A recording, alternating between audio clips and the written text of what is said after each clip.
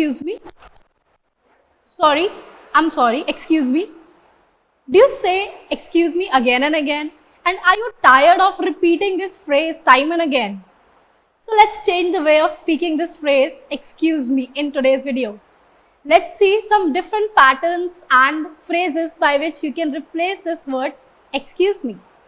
The first one is, pardon me. How to use it?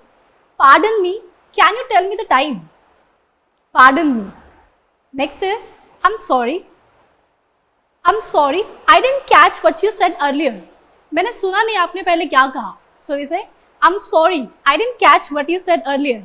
Next is, I beg your pardon. I beg your pardon. I think you may have my pen.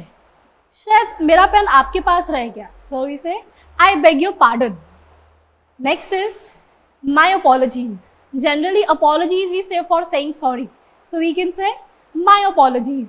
For example, my apologies for interrupting, but I need to ask a quick question. My apologies also we can say instead of excuse me. Next is, I hope you don't mind. For example, I hope you don't mind, but could you pass the salt?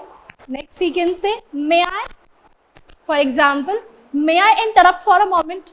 Generally when we say excuse me, we are interrupting them. So we can say, may I interrupt for a moment? Or we can say, forgive me. Generally we say for sorries. So we can say, forgive me. For example, forgive me, I didn't mean to bump into you. Next is, sorry to bother you. Instead of excuse me, we can say, sorry to bother you. Means आपको परेशान करने के लिए माफी चाहता हूँ. For example, sorry to bother you, but do you know where is the restroom? Next is, sorry but, for example, sorry but is this seat taken? Next and last is, I hate to interrupt but, how to use it? Let's see by the example.